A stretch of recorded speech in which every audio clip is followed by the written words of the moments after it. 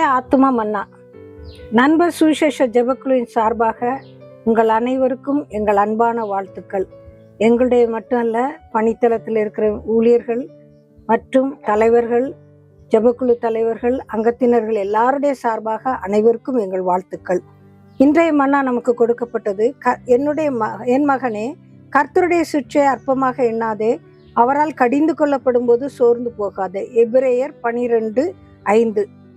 இந்த வசனத்தை நம்ம பார்க்கும்போது அவர் என் மகனே அப்படிங்கிறாரு. அதுல மகளே என்று சொல்லி கூட நம்ம போட்டுக்கொள்ளலாம். கர்த்தருடைய சிற்றை அற்பமாக எண்ணாதே, அவரால் கடிந்து கொள்ளப்படும் போது சோர்ந்து போகாதே.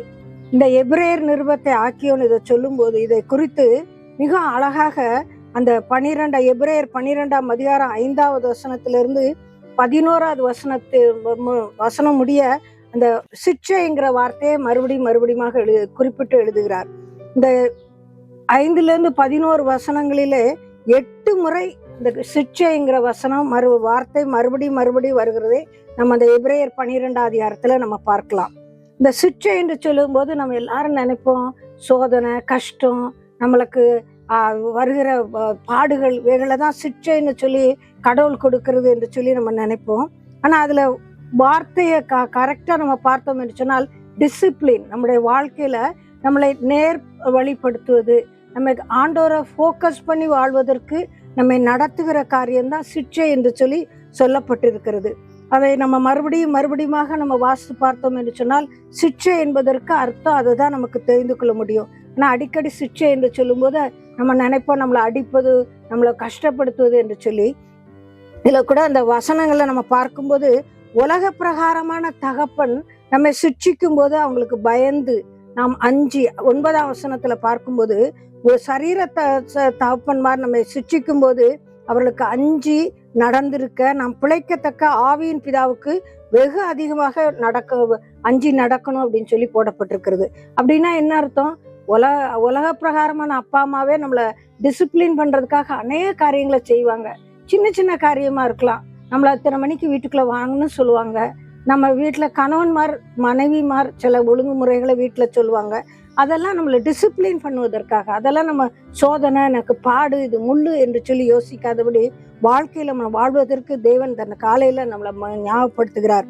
இதுல இந்த சிற்றையை குறித்து நம்ம தொடர்ந்து வாசித்து கொண்டே போனோம்னு சொன்னா இந்த 5ஆம் வசனத்திலிருந்து 11வது வசனத்துல பார்ப்போம் என்று சொன்னால் அற்பமாக எண்ணக்கூடாது. இந்த சிற்றைய அற்பமா எண்ணக்கூடாதுன்னு போட்டிருக்கு. சகித்து கொள்ள வேண்டும் சொல்லி இருக்கு.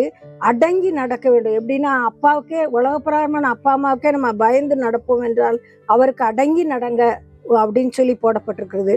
அதுல சின்ன அவர் எழுதும்போது சொல்றாரு, பிள்ளைகளுக்கு சொல்வது போல தேவன் நமக்கு புத்தி சொல்றாரு அந்த சிற்றை சொல்லும் போது. அது மட்டும் இல்ல, ஆண்டவர் என அன்பு கூறுகிறவர்களே சிட்சிக்கிறாருன்னு போட்டிருக்கு. புத்திரராக எண்ணுகிறவர்களே சிட்சிக்கிறாருன்னு போட்டிருக்கு. பரிசுத்தத்தில் பங்குள்ளவர்களாகும்படி அவர் சிட்சிக்கிறாருன்னு போட்டிருக்கு. நம்முடைய பிரயோஜனத்திற்காக, நம்ம அவருடைய பிள்ளைகள் பார்த்தீங்களா, நம்முடைய பிரயோஜனத்திற்காக அவர் சிட்சிக்கிறாராம். அது மட்டும் இல்ல, பிற்காலத்துல, அதாவது நம்முடைய நித்திய வாழ்வுக்கான அந்த நீதியாகிய சமாதான பலன் நமக்கு கிடைக்கும்படியாக அவர் நம்மை சிட்சிக்கிறார் என்று சொல்லி போடப்பட்டிருக்கிறது. இந்த அதிகாரத்துல நீங்க இன்னும் தொடர்ந்து வாசித்தீங்கன்னு சொன்னா அந்த எபிரேயர் 12ல 16, 17வது வசனத்துல ஏசாவை நமக்கு வாழ்க்கையில ஒரு உதாரணமா கொடுக்கிறாரு. ஏசா என்ன செஞ்சாரு? களைப்பா வந்தபோது அந்த பயிற்றுங்களுக்காக தன்னுடைய ஆசீர்வாதத்தை விட்டுட்டாரு. அது ஒரு சிட்சைன்னு சொல்றாரு.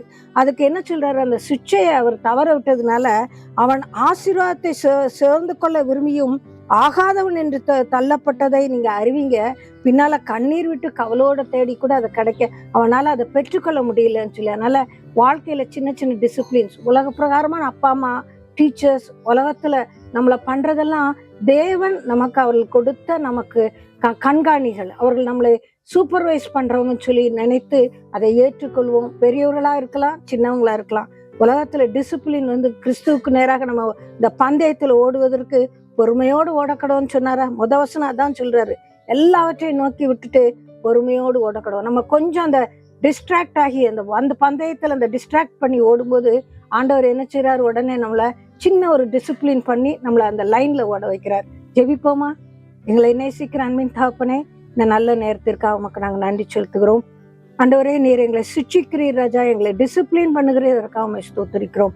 நீர் டிசிப்ளின் பண்ணுவது எங்களை சில நேரம் அது ஒரு எங்களுக்கு கடினமா இருக்கும், சில நேரம் அது எளிதாக இருக்கும் ராஜா.